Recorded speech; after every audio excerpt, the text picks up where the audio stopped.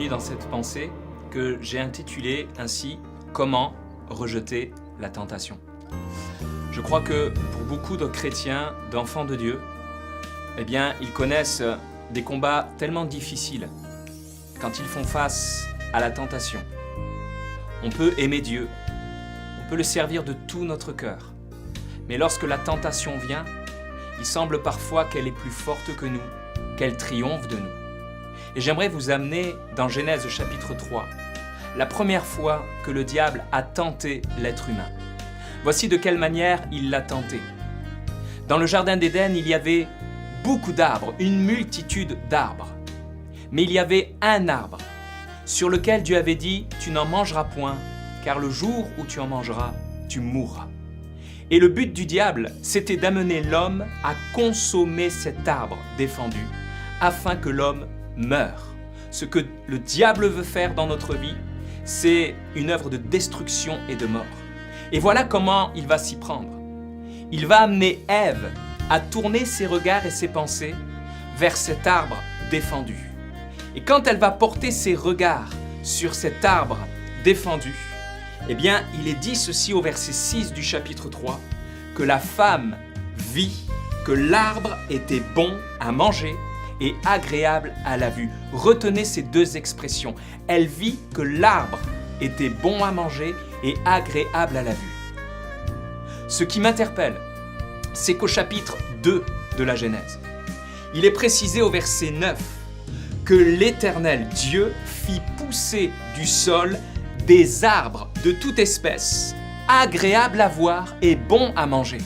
Ce qui veut dire que pour la jouissance de l'homme, pour le bonheur de l'homme, Dieu avait absolument tout prévu et cela en abondance. Le jardin d'Éden, en plus d'avoir en son sein l'arbre de vie, eh bien, il y avait aussi une multitude d'arbres bons à manger et agréables à la vue. C'est-à-dire que l'homme avait pleinement en Dieu. Dieu avait tout prévu pour l'homme, même au-delà. Et quand le diable va tenter l'être humain, elle va porter ses regards sur le seul arbre défendu. Et pourquoi elle va succomber à la tentation? Parce qu'elle vit que l'arbre était bon à manger et agréable à la vue. Voilà où je voudrais vous amener. Si l'être humain avait appris chaque jour à jouir de tout ce que Dieu lui avait donné, de toute cette multitude d'arbres bons à manger et agréables à la vue, penseriez-vous que face à l'arbre défendu, elle aurait succombé? Non, elle n'aurait pas succombé. Elle aurait été comblée. Et en voyant cet arbre, elle aurait peut-être vu qu'il était bon à manger et agréable à la vue, mais elle se serait dit en elle-même « J'ai tout pleinement en Christ. Toutes ces choses, je les ai déjà. » Vous savez comment l'ennemi nous tente? Avec de la contrefaçon. Avec des choses qui ressemblent à ce que Dieu nous a déjà donné. La Bible dit en Christ, vous avez tout pleinement. Mais le problème, c'est que parfois, en tant qu'enfants de Dieu, nous ne jouissons pas assez de cette vie abondante.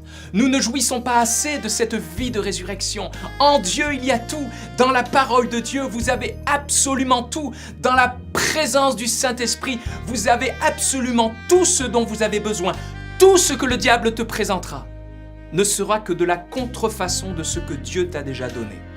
Et si tu ne jouis pas de ce que Dieu te donne, alors tu succomberas à la tentation.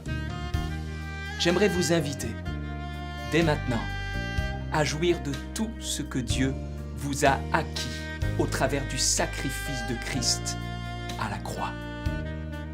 Et lorsque le monde vous présentera tout ce qui peut briller, tout ce qui peut sembler bon et agréable, vous verrez tout de suite, parce que vous goûterez quotidiennement à l'authenticité qu'il y a en Christ, vous verrez tout de suite que ce qui vous est présenté n'est que de la contrefaçon, n'est que du mensonge.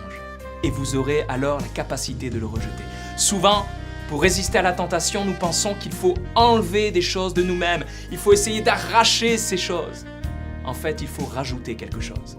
Rajouter Christ, jouir de Christ, manger Christ, contempler Christ. Et quand tu seras plein de Christ, tu rejetteras ce qui semble bon à manger et agréable à la vue. Soyez bénis.